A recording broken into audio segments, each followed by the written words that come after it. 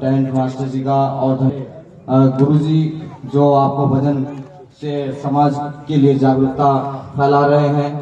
और धन्यवाद करता हूँ म्यांमार शक्तियों का जो यहाँ पर आज कीमती समय है। देखे मैं जान देखिए आज एक होली का पर्व है, तो बहुत बहुत धन्यवाद। आप लोग हमारे बीच में यहाँ पर पहुंचे हैं और हमारे विचारों को सुनने के लिए यहाँ पर पहुंचे हैं। और धन्यवाद करता हूँ कश्यप एकता क्रांति मिशन की टीम को, और धन्यवाद करता हूँ अपने साथी से जो चल के आए हुए हैं, श्री विनोद कश्यप जी, सुभाष कश्यप जी, रवि कश्यप जी, रिगन कश्यप जी, प्रदीप कश्यप जी, नीतीश कश्यप जी और मनीष भाई जी मुंडाखेड़े से, सचिन कश्यप जी, और माफी चाहूंगा काफी नाम है नहीं ले पाऊंगा सकता हूँ। तो सर्वप्रथम अपने सृष्टि रचयिता महर्षि कश्यप जी एवं हमारे कुल गुरु अरे बाबा कालू धीवर जी महाराज जी के चरणों में श्रद्धा सुमन अर्पित करते हुए मैं उनको नमन करता हूं।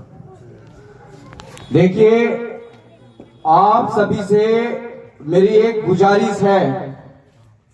गुजारिश क्या है कि आप कौन लोग हैं, आपका टारगेट क्या है, आपका कैरियर क्या है, आप कहां जन्मे हैं, आपका इतिहास क्या है, आपकी बलिदानी क्या है। जब तक आप ये जान नहीं पाएंगे समाज कभी तरक्की नहीं कर पाएगा।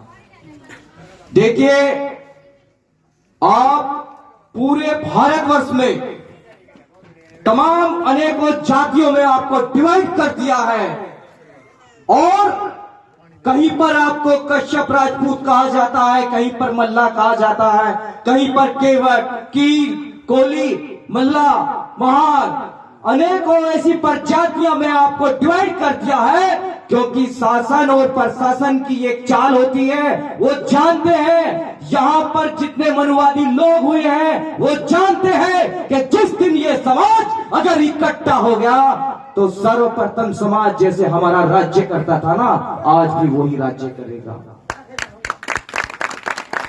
देखिए आज वैसे तो लोग बड़ी खुशी मना रहे हैं क्योंकि होली का त्योहार है, लेकिन आपको मैं बता दूं ये कोई खुशी का त्योहार नहीं है। देखिए पूरे भारतवर्ष में हमारे कश्यप कुल में जन्मी होलिका माता कश्यप जी की पूजा हो रही है, और कल सुबह ही उसको दहन कर दिया जाएगा। अरे आप तो पढ़े लिखे हैं, शिक्षित हैं, आप मुझे ये बतलाइए कि क्या किसी की लड़की को एक बार अगर किसे फूंक दिया जाए तो क्या उसे बार बार फूकेंगे? अरे अगर किसी स्त्री की चिता को आपने अगर दाग दे दिया तो क्या हर बार आप उसको दाग दोगे? ये क्या है? ये हमारी मानसिकता है। हम ये नहीं जानते कि हमारे समाज की देवी उसको अन्य समाज के लोग दहन कर रहे हैं और आप ढोल ताशों के साथ डांस कर रहे हैं। बड़े दुर्भाग्य की बात है ये। देखिए सर्वप्रथम मैं आपको इतिहास के बारे में बतला दूं। इतिहास का जानना जरूरी है। कहते हैं बाबा भीमराव अंबेडकर जी से मैं शुरुआत करना चाहूंगा। और देखिए मेरा नाम वैसे एडवोकेट सोहनलाल कश्यप राजवंशी है और जिला सहारनपुर से मैं आपके बीच पहुंचा हूं, और समाज का जहां पर भी कोई मामला आता है मैं वहां पहुंचता हूं। तो मैं देखिए आपको बताऊं, हमारा देश संविधान से चलता है और संविधान के जो निर्माता है वो भी हमारे बाबा भीमराव अंबेडकर महार जाति से आते हैं जो कश्यप कुल में जन्मे हैं। लेकिन दुर्भाग्य हमारे समाज के लोग उनको ऐसी समाज से मानने लगे हैं। ये क्या है कि हमें आज तक बतलाया ही नहीं। दूसरी बात, भगवान सृष्टि रचयिता महर्षि कश्यप, देखिए ब्रह्मा जी के 10 मानस पुत्र हुए थे, जिनमें से एक मरीचि कश्यप जी हुए थे। उनके ही सुपुत्र हैं हमारे भगवान सृष्टि रचयिता महर्षि कश्यप जी। दूसरे महापुरुष हुए हमारे कुलगुरु बाबा कालू धीवर जी। तीसरा हमारे यहां पर आपको एक छोटी सी बात बतला देना चाहता हूं, आप इस पे गौर फरमाइएगा। बाबा हिरण्याकश्यप महाराज जो तीनों लोगों पर राज किया करते थे, उन्हीं की बहन होलिका है। यह कमाल की बात है, इस पे आप गौर फरमाइएगा। देखिए, बहन की पूजा भी हो रही है और उसी के भाई को राक्षस बताया जा रहा है। ऐसा हो सकता है? हिरण्याकश्यप महाराज जी को कहते हैं कि वो राक्षस थे और उन्हीं की बहन है होलिका जी। इसको लोग पूज रहे हैं और पूज नहीं रहे, इसको भी गलत तथ्य से लोग प्रकाशित करते हैं। कहते हैं कि भक्त प्रहलाद जी को जलाने के लिए आग में बैठी थी। तो मैं आप लोगों से तो ये पूछता हूं, इतनी यहां मार शक्तियां बैठी हैं कि जितने भी यहां पर बुआ बनी बैठी हैं, क्या आप अपने भतीजे को जला सकती हो? नहीं जलाओगे ना? ये वास्तविकता है, क्योंकि बुआ मेरे भी है। बुआ मां से भी ज्यादा प्रेम करती है, तो वो कैसे जला देती? इतिहास को हमारे तोड़ मरोड़ के न जाने लोगों ने कहां से कहां तक पहुंचा दिया है। तो जैसे समय का भी अभाव है और मैं थोड़ी सी बात मैं और बता देना चाहता हूं।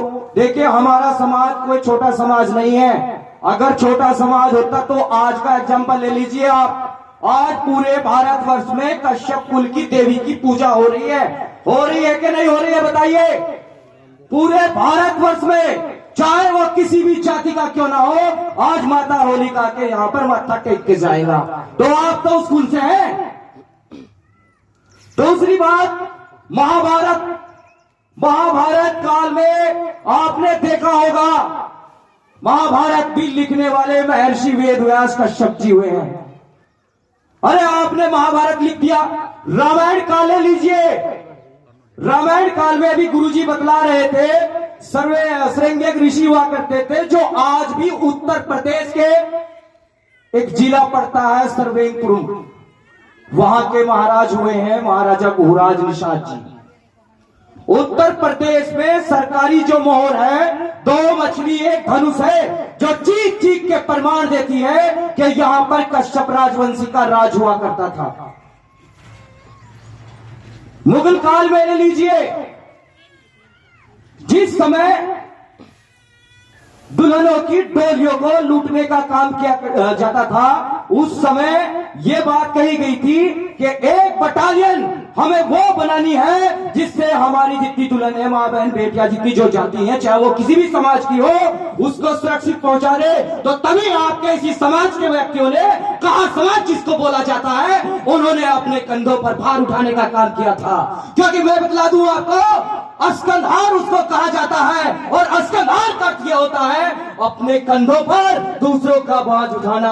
और दूसरों का बोझ उठाने वाला कायर नहीं होता, छोटा नहीं होता, बहादुर होता है। बोलो, होता है कि नहीं होता है? और यह इतिहास है कि चाहे किसी भी बिरादरी की कोई भी अगर डोली हमने उठाई है ना, अपने प्राणों की रक्षा करते उठलाई है। क्योंकि फॉर एग्जांपल के लिए मैं आपको एक बात बता दूं, मैं अगर आप लोगों को ये कहूं कि मेरी बहन को आपको सहारनपुर तक पहुंचाना है, तो आपकी जिम्मेदारी है कि आप उसे सुरक्षित पहुंचाएंगे। अगर उसको कुछ हानि होती है तो उसकी जिम्मेदारी सिर्फ आप लोगों की होगी, क्योंकि मैंने अपनी जिम्मेदारी पे वो भेजी थी।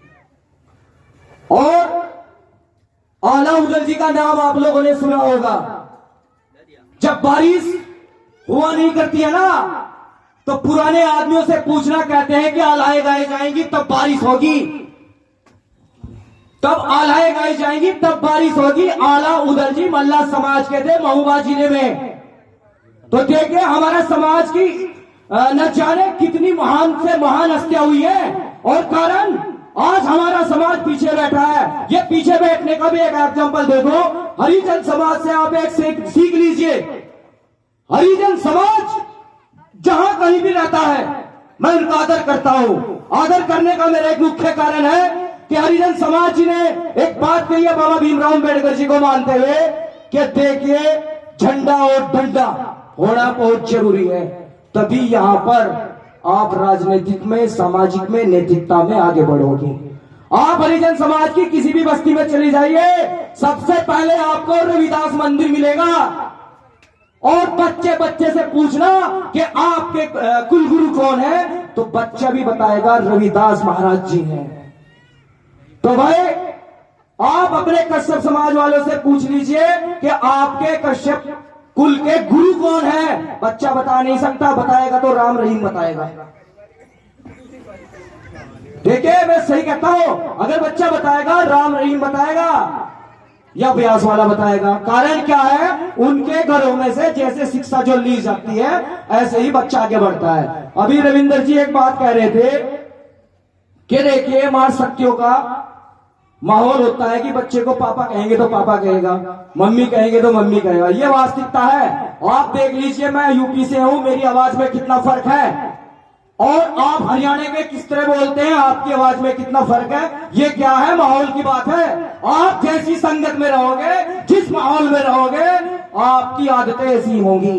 तो सर्वप्रथम तो मेरा कहने का मतलब ये है कि देखिए 5 अप्रैल आने वाला है और होलिका के मामले में मेरा मानना यह है कि आप पूजा तो कीजिए क्योंकि वो हमारी देवी है, लेकिन भाई होलिका दहन ना कीजिए। जो कर रहे हैं करने दो, आप अपने घर बैठिए क्योंकि वो साझा दिवस है, उसमें हमारे समाज की देवी ने अपने प्राणों की आहुति दी है। उसमें ये नहीं करना कि ढोल ताशों के साथ आप डांस करते फिर रहे हैं। देखो कितनी दुर्भाग्य की बात है। दूसरी बात, बाबा भीमराव अम्बेडकर जी का जीवन परिचय पढ़िए। उनके जो राजनीतिक गुण थे, उनके सामाजिक नैतिकता में आप जाइए, क्योंकि वो भी कश्यप कुल में जन्मे हैं, महार जाति से आते हैं। वो महाराष्ट्र में जो पड़ती है और पूरा महाराष्ट्र महारों का ही है। तीसरी बात, अभी एक यूपी से संवैधानिक आरक्षण संघर्ष मोर्चा के तत्वावधान में कार्यक्रम रखा गया था, 17 अति पिछड़ी जातियों को एससी में सम्मिलित किया जाए। तो हमारे जितने वहां सम्मानित साथी थे, उन्होंने एक एक लेटर पैड से जितने भी पूरे भारतवर्ष में सांसद, विधायक, चाहे वो अपने समाज के चाहे वो दूसरे समाज के, उनको इनविटेशन कार्ड दिया था कि आप जंतर मंतर पर पहुंच के आरक्षण के मुद्दे की आवाज उठाएं। लेकिन वास्तविकता मैंने देखी, क्योंकि मैं झूठ नहीं बोलता, जंतर मंतर पर अपने समाज के कार्यक्रम को मैंने पहली बार देखा है, क्योंकि मेरी मातृ उम्र 25 साल है और मुझे वहां पर अपने समाज का एक बसपा का एमएलसी हैं सुरेश कश्यप जी, वो वहां मौजूद मिले। बाकी चाहे भाजपा से हो, कांग्रेस से हो या किसी भी तमाम अन्य पार्टी से क्यों ना हो, हमारे समाज का वहां कोई लीडर मैं नहीं देखा। तो मैंने तो वहां पे भी ये बात कही थी कि हमारे समाज का जो नेता है, अगर वो आपके क्षेत्र में कार्य करता है तो शौक से माला दीजिए, और अगर वो कार्य नहीं करता ना, पुतला फूंकने का काम कीजिए उसका, क्योंकि ऐसे लोग समाज पर कलंक है। कोई भी पार्टी हो, पार्टी हमेशा समाज के नेता को इसलिए नेता बनाती है कि वो उस समाज का नेता है, और उस समाज के नेता का मतलब ये होता है कि वो अपने समाज की पीड़ा, दुख, दर्द जो भी है वो सम्मिलित करे उस चीज में। लेकिन दुर्भाग्य इतना है हमारे समाज का कि आज भी मैं बतला दूं, जैसे ही आज कार्यक्रम चला है यहाँ पर, हम उत्तर प्रदेश से पहुंच गए यहाँ पे। मैं ये नहीं कहता हूं कि भाई मुझे भीड़ चाहती यहाँ मंच पर पूरी, पर मेरा कहने का मतलब तो ये है कि आज भी अगर भाई जागरूक नहीं हुए तुम, तो क्या होगा तुम्हारा। एकता में वो शक्ति होती है, मैं आपको बतला दूं, अगर मधुमक्खी आपको कहीं मिल जाए ना, तो आप उसको आराम से पीट सकते हैं, लेकिन जहां पे ब्राड़ का छट्टा लगा हुआ हो ना, उसमें हाथ लगाएगा देखियो, मका मुंह का पपैया सा बनाया था, पपैया सा। तो एकता वह चीज होती है, अकेले अकेले रहोगे ना तो कुछ भी हो सकता है भाई, और ब्राड़ का छट्टा बनकर रहोगे ना, बराबर में निकलने वाले को भी डर लगेगा भाई। दूसरी बात, बाबा भीमराव अंबेडकर जी ने एक बात कही है, इतिहास किन लोगों का लिखा जाता है? इतिहास हमेशा जिंदे लोगों का लिखा जाता है, मुर्दों के लिए तो रास्ते सब छोड़ देते हैं। आप देखते भी होंगे। और कार्यक्रम छोटा बड़ा कुछ नहीं होता। कारण क्या है कि हमारे जो विचार हैं वो पहुंच रहे हैं, आप तक भी पहुंच रहे हैं, ग्राम तक भी पहुंच रहे हैं।